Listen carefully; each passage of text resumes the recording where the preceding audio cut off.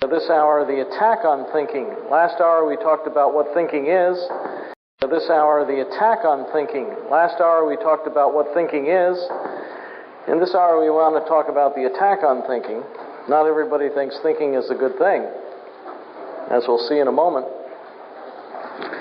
We finished last hour by talking about the difference between Eastern meditation, which is now very much Western meditation, and biblical when the Bible uses the word meditate or the word meditation, it's not referring to the same thing by any means as what the world means by those terms.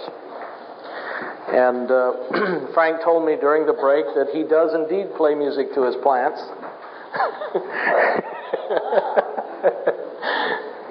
The plants don't think, he assures me, but they do grow better if you play music to them. Well, let's look a little bit at this attack on thinking, this what's called misology, M-I-S-O-L-O-G-Y.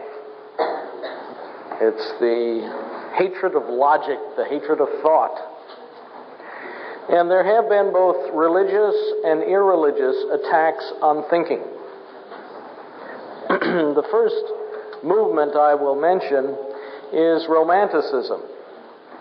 Now, Romanticism isn't candlelight dinners and white nights or shiny nights on white horses, I guess. That's not what we mean by Romanticism. Romanticism was a movement, primarily in literature, but in some philosophy as well, at the beginning of the 19th century, end of the 18th century. And one of the major figures was the German poet Goethe. And his most famous work, I suppose, is Faust. And in that long epic poem, the character is struggling with the first verse of John's Gospel. In the beginning was the Word, and the Word was with God. And he dislikes intensely that translation. In the beginning was the Word, and the Word was with God. What he dislikes is the Word. And he says what we have to do is we have to come up with a different translation. Now, Goethe knew Greek. He knew what the Greek says. And it's not a problem of translation. What he hates is the philosophy represented by the first verse of John's Gospel. In the beginning was the Word. And Goethe, after some struggle, translates it, in the beginning was the deed. In the beginning was the deed. It's action. In the beginning was the deed. Sometimes this romantic idea is expressed in the phrase, life is deeper than logic. Life is deeper than logic. Sometimes the romantics say things such as, a life is green, but theory, that is thought, is gray. See, life is living, it's green. And aren't we all green these days? Life is green, but thought or theory is dead. There's a contrast here. Life is deeper than logic. That is, thought can't penetrate to the really important things. Life is deeper than logic. Sometimes the poet said things like, we murder to dissect. The biology classes in the afternoon took apart a grasshopper today. They dissected a grasshopper. They will dissect later in the week an earthworm and then later a starfish. But in order to do that, they have to kill those things first. We murder to dissect. And we're missing the life. We're missing the real thing. And our thought, our analysis, this is what it's aimed at. This whole kind of thought is aimed at destroying the idea of analysis. We really can't get to the important things through analysis, through logical thought, through understanding, through thinking. And this has been very influential. this stream of thought, not only outside the church, but within the churches as well. This has been a very influential stream of thought. I'll talk a little bit more about how we see that influence today. Let me move on, though, to the second figure I want to mention. That's Charles Darwin. Charles Darwin, you all know him as the author of a couple books, Origin of Species and The Descent of Man. Very influential books. He did not invent, as many people think, the theory of evolution. The theory of evolution had been around long before Darwin. What Darwin gave or appeared to give is a scientific basis for the theory of evolution. And many might say that Darwin demonstrated or gave a scientific foundation to what the poets, the Romantic poets who predated Darwin, long suspected, that life is deeper than logic. See, in Darwin's theory, logic is a fairly recent phenomenon. Thinking is a fairly recent phenomenon. It's something that has developed only in the last 100,000 years, when Homo sapiens appeared. That's when logic appears. And life, very literally, is, in Darwinian theory or evolutionary theory, deeper than logic. It predates logic by millions of years. And logic or thought or analysis or understanding is simply a tool of survival. It's something that certain animals evolved in order to enable them to survive. And that's the role of thought or logic. So Darwin appears to have given some sort of scientific basis for the romantic idea that life is deeper than logic. Well, the next major figure I'll mention here is Karl Marx, and I'm sure you're all familiar with that name again. He co-wrote with Friedrich Engels the Communist Manifesto in 1848, and then went on to write some much more boring books. But if you read the Communist Manifesto, it's actually quite well written. If you don't read anything else that Marx wrote, at least read the Manifesto. And you will understand, for instance, where the income tax came from. And it's helpful to know those things.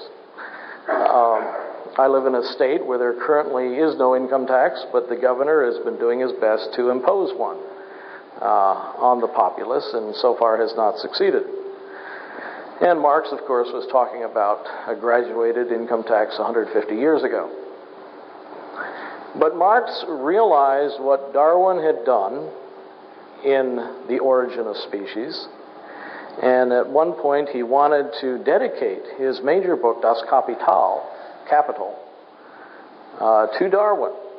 Because he says Darwin has discovered the principles in nature that we have discovered operating in society. And our principles are simply an extrapolation of Darwin's. And he asked Darwin's permission, and Darwin refused permission for such a dedication, which was probably a wise move on Darwin's part. But there you see the same sort of theory developing. Marx came up with the idea, his contribution to the attack on logic, the attack on thought, was that there are many logics. There's not just one, there are many. And the theory is called polylogism, many logics. And each class within society has its own logic. And the reason the bourgeoisie cannot understand the proletariat is because they're bourgeoisie. They have a different logic, the proletariat has a different logic. And as the laws that control the development of history require, the proletariat will overthrow the bourgeoisie. The proletariat, being the fittest, will survive. The bourgeoisie will disappear. But this attack on logic took the form of denying that there is one logic and said there are many logics, many different systems of thought. In the 20th century, we see an attack, and again, an irreligious attack in the form of behaviorism. Behaviorism. One of the major figures in this school of thought is William James, another is John Dewey. They denied, for example, that there is such a thing as a mind. James wrote a very famous essay, Does Consciousness Exist? To which his answer was no. There is no mind. There is no such thing as a mind. It's a myth, they said. All there is behavior, and behavior is defined in a very complicated fashion. A crude behaviorist might say thought is the motions of your larynx when you're speaking to yourself. That's what thought is. But more sophisticated behaviorists say no, it's much more complicated than that. The whole person is involved. The whole body is involved in how he interacts with the environment. That's what thought is. But there is no mind, there's no intellect, there's no consciousness. Knowledge lives in the muscles, to quote John Dewey. Knowledge lives in the muscles. And that's why, of course, Dewey emphasized learning by doing. If you're going to develop certain habits, you have to actually do things. This whole train of thought is opposed to book larnin. Now that's despised. Book larnin is despised. You actually have to learn by doing. You have to have experiences. Now the anti-intellectual movement here, the anti-logical movement, the anti-thought movement, it's still in popular culture. I shouldn't say still, it has always been in popular culture. Perhaps it's a very common way for people to think. Think of all the derogatory terms that we use to refer to people who excel in thinking. They're called, they used to be called eggheads. Back in the 1950s, Adlai Stevenson ran for president against Dwight Eisenhower. Eisenhower was on the Republican ticket and Stevenson on the Democratic ticket. Stevenson was dismissed as an egghead. General Eisenhower was the man who got things done. He was the general who won World War II. Stevenson was a useless academic and egghead. Today we don't hear that term very often anymore. We have different terms. We call people nerds. Or if they're in college, they're called grinds. They're grinding away, studying. We have all these derogatory terms for people who actually put some effort into thinking. People seem to resent that for some reason. Completely opposite, by the way, to what Paul, for example, tells Timothy to do. And the advice that he gives Timothy. You might read 1 Timothy on that. But we have these derogatory terms. Well, in addition to behaviorism and James and Dewey and their outright denial that there is such a thing as mind, we have one of the most influential philosophies of the 20th century was existentialism.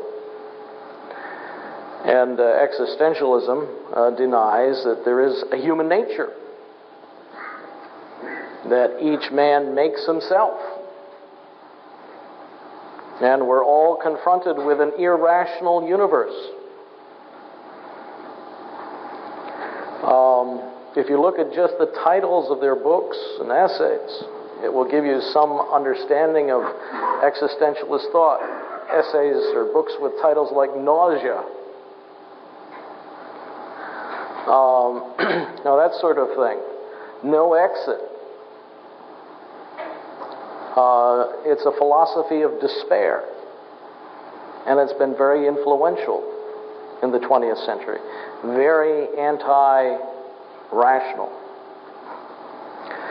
those are some of the irreligious attacks on thinking in the modern era. Of course, it didn't originate in the modern era. If you look back through history, you'll see in the Middle Ages people opposing thought, people opposing reason.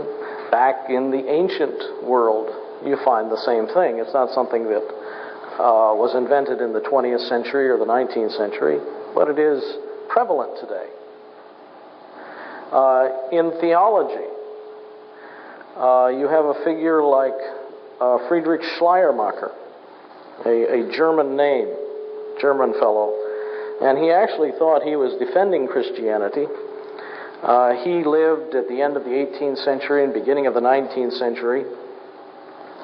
And I'll read a couple of quotes from Schleiermacher. He wrote a book called On Religion. And this is what he says in that book. Among other things, he says, I ask that you turn from everything usually reckoned religion and fix your regard on the inward emotions and dispositions, as all utterances and acts of inspired men direct. He says, I ask that you turn from everything usually reckoned religion and fix your regard on the inward emotions and dispositions as all utterances and acts of inspired men direct. Now, he doesn't say who these inspired men are, but the men who wrote the scriptures direct no such thing.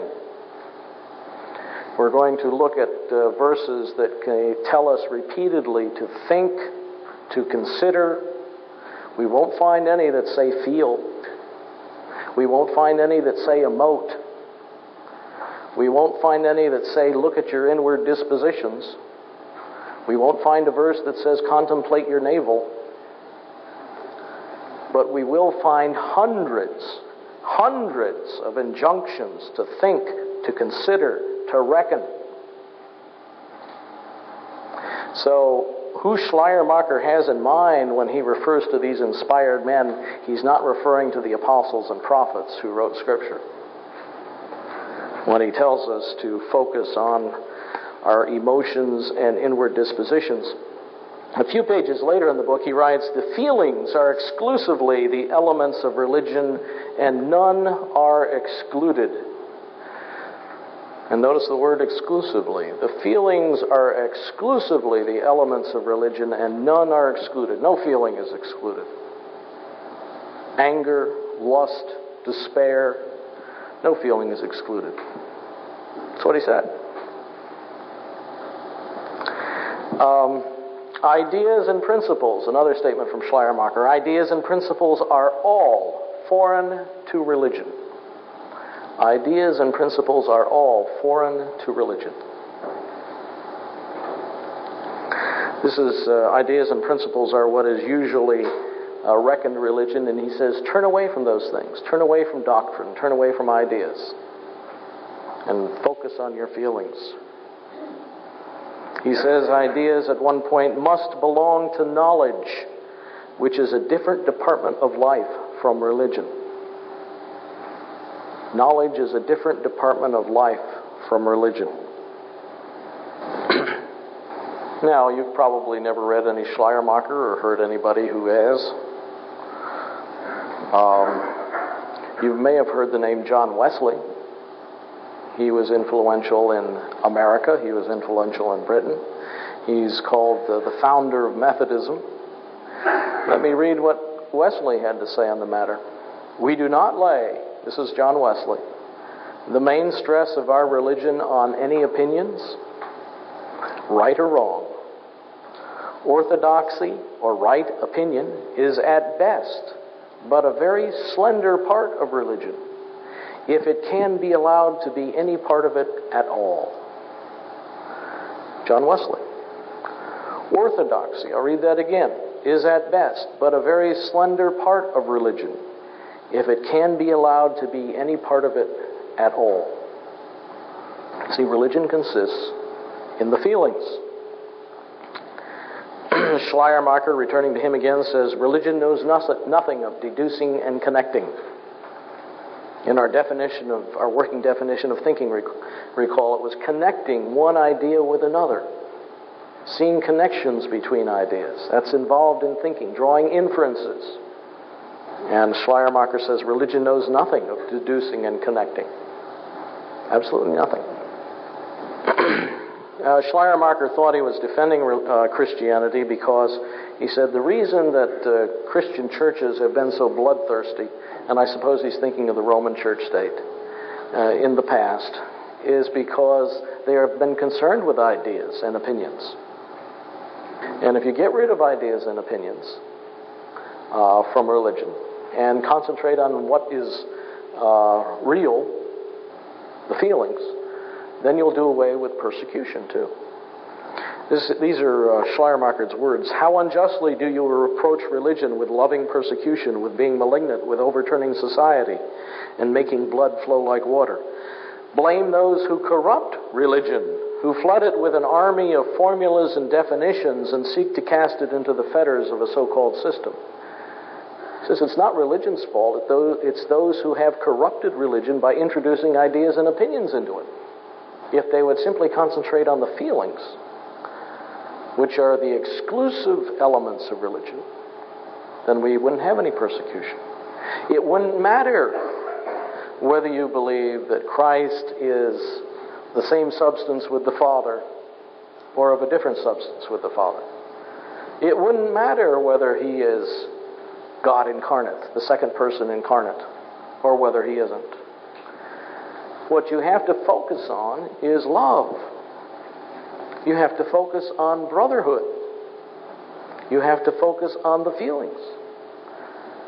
You have to focus on awe, the religious feelings, the feeling, as Reinhard described it, of smallness when you walk into a cathedral in Europe.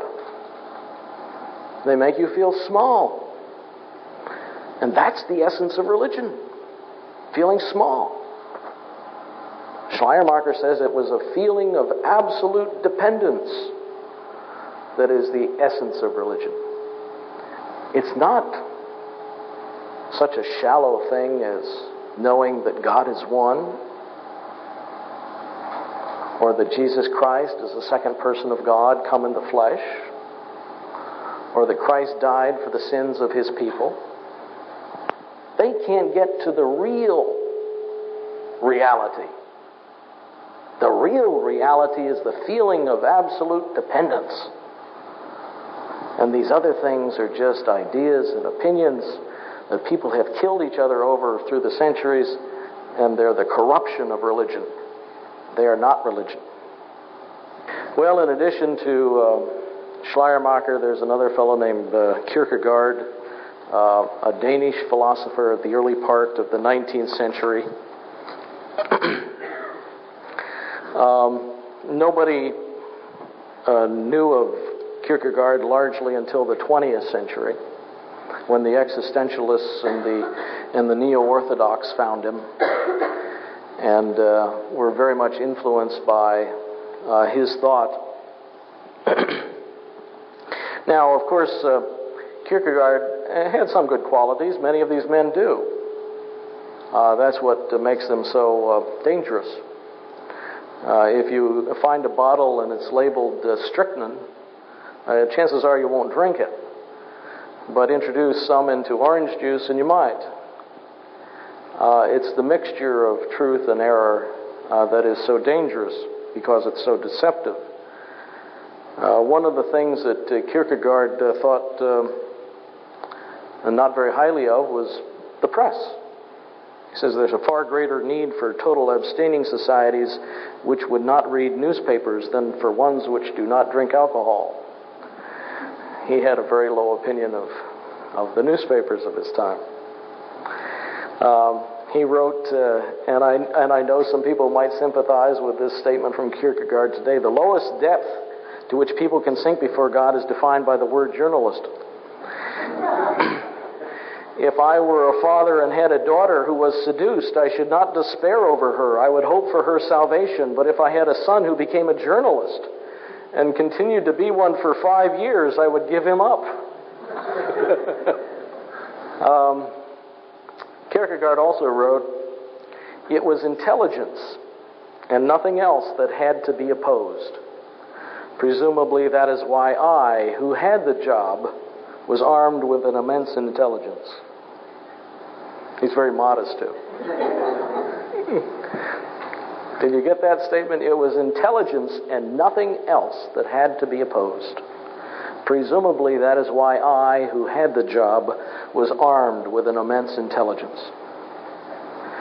He's an intellectual who knows what he's about, and he's about to launch an attack on the intellect. In his concluding unscientific postscript, Kierkegaard, again, like Schleiermacher, although they never met, never read each other, comes down with an attack on ideas and doctrine. He says, Christianity protests every form of objectivity. It desires that the subject should be infinitely concerned about himself.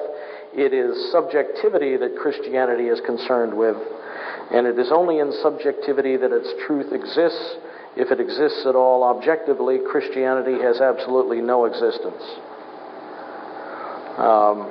This sounds very similar to turn away from all that is usually reckoned religion and fix your regard on your inward emotions and dispositions. It's the subjectivity that Kierkegaard comes up with. He says, however, that we have to understand something. Unlike Schleiermacher, Kierkegaard says we do need to understand some doctrines of Christianity. We need to understand them so we know that they're contradictory. That's the reason we need to understand them. And then we believe because they're contradictory. That's the reason we believe them. We believe them because they're contradictory. He wrote, "Can one learn from history anything about Christ? No. Why not? Because one can know nothing at all about Christ. He is the paradox, the object of faith existing only for faith. But all historical communication is communication of knowledge. Hence, from history, one can learn nothing about Christ." So we have a ahistorical Christ. Christ is a figment of Kierkegaard's imagination.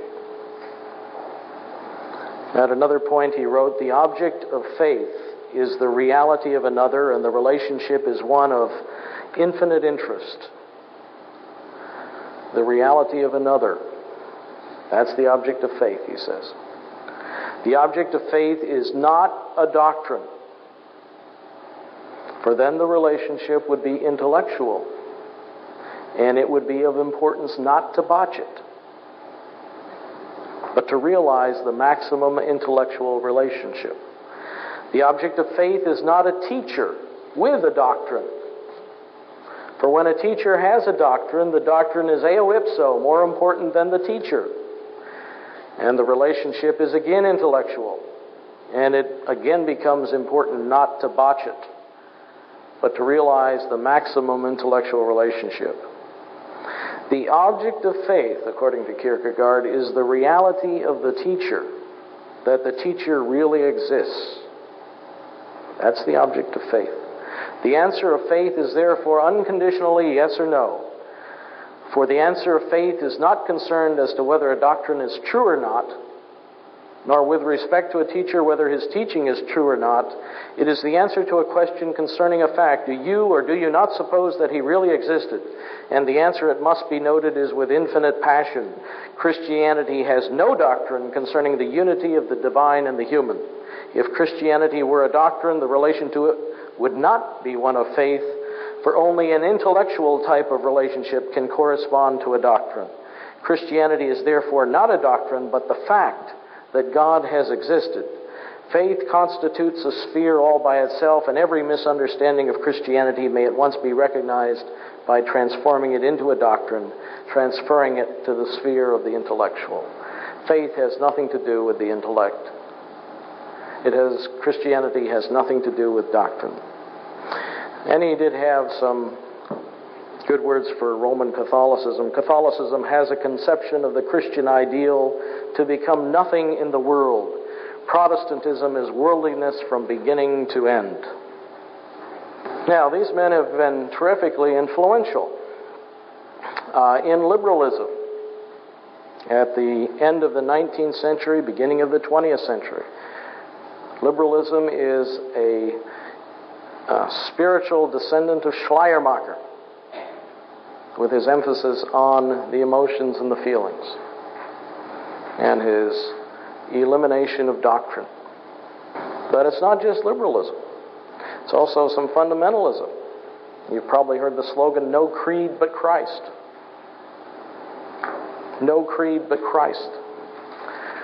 That's the same attack on thinking. We make the person of Christ, not a creed, the object of faith. We make the person of Christ and not a creed the object of faith. The neo-orthodoxy, which developed as a reaction to liberalism in the early part of the 20th century. Liberalism was characterized by a de-emphasis on the supernatural, a denial of miracles. Neo-orthodoxy came along and said, we're going to restore the emphasis on the supernatural. And the neo-orthodox theologians such as Karl Barth and Emil Brunner, were very much influenced by Kierkegaard. And religion became a matter of subjectivity, not a matter of doctrine or opinion or ideas or understanding or judgment. A Roman Catholicism has a doctrine of implicit faith, which says that, in essence, ignorance is the height of godliness. It's the attitude that a devout Roman Catholic believes whatever the church believes, whatever the church teaches. He has implicit faith in the church. He doesn't know what the church teaches, but that's okay. He has implicit faith in whatever the church teaches. It's a premium put on ignorance. That's a form of attack on thinking. And finally, there's a group I'll call the neo-romantics. These people have picked up on some of the themes of the earlier romantics and introduced them even into reform circles. Some of these, what shall we say, transmission belts were people like C.S. Lewis, Dorothy Sayers, a neo-romantic view. Douglas Wilson has a view that he calls poetic epistemology. He denies that language is literal, that any language is literal. He asserts that all language is metaphorical. If that's the case, of course, the debate over whether the word day in Genesis 1 is literal or metaphor is settled. It's metaphorical. But of course, it's a contradictory position. In order for him to espouse that point of view, he wants us to understand him literally, not metaphorically. But he espouses a poetic epistemology. In his most recent book, or one of his recent books, he has a chapter on the great logic fraud. Now, he's a co-author of a logic textbook, but he talks about that in that chapter. And he says, all that good work in that book is my co-author's work. It's not mine. I don't believe in this stuff. And the title of the essay is The Great Logic Fraud. And it's an attack on precision. It's an attack on analysis. It's an attack on logical processes. And it comes out of this neo-romantic movement, this poetic epistemology. We find it in other figures in the church. Here's a liberal churchman, William Marshall Urban, who also held the view that all language is metaphorical. He wrote about communion. This is what Urban said about communion. in his book Language and Reality. Holy Communion is a simple piece of symbolism to express a number of spiritual truths too great for ordinary language. The symbol expresses something too great for words. This is life is deeper than logic, put into religious language. Holy Communion is a simple piece of symbolism to express a number of spiritual truths too great for ordinary language. The symbol expresses something too great for words. There's nothing too great for words. In the beginning was the Word. And this reaction against the Word is profoundly anti-Christian and profoundly subversive. Life is not deeper than logic. Logic is deeper than life. We are not Darwinians. We do not believe logic is a recent appearance on the planet. We think that logic steers the universe. In fact, it created the universe. In the beginning was the logic, and the logic was with God, and the logic was God. Perfectly good translation of John 1:1. If you like the word word, use the word word. If you like the word wisdom, that's a perfectly good translation. But to assert that there is something that cannot be expressed in words is stupid. And it is subversive of Christianity. In the beginning was the Word. In the beginning was the Word. Not the deed, not the symbol, not the activity, not the feeling, the Word. And a word is an expression of thought. And it is thought that controls the universe. Nothing else. Nothing else. That is why we find in the Scriptures, we saw in the first hour, 1,400 occurrences of the word no. That is why we find a command that says, love the Lord your God with your mind, with your heart, for emphasis. Those are not two different things. The first and greatest commandment is a command to do something with your mind. Well, there are other ways that this attack on thinking has been introduced into Reformed churches. I happened to be in a Presbyterian church in Georgia a few weeks ago, and I was standing outside the nursery, and they had a little game for the kids to play there. And they thought it was necessary to put on the box there, being smart is okay. Being smart is okay. Of course it's okay. But they thought it necessary to say that. Being smart is okay. I think that reflects something about the culture. There's also another way that, let me move on down to popular culture here. There's another way this attack is carried out. It's carried out in the name of art. Art. Painting or sculpture or something of that sort. Art displaced religion. Art displaced religion, or doctrine, I should say, in the churches a long time ago. It displaced the doctrine in the Roman Catholic and the Orthodox churches over 1,000 years ago. Aesthetics became a major concern. And today we have the same emphasis on art and aesthetics showing up in the form of concern with liturgy. We have a different variety of it showing up in the concern for entertainment in the churches. Both of which are equally opposed to doctrine. Both of which are equally opposed to understanding. Whether we try to work up our feelings of awe, or whether we try to whip up our feelings of joy and be entertained, both of them are opposed to thinking in church,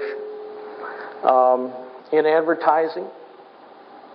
A few years ago, there was a beer ad on television, profoundly anti-intellectual. Why? Ask why.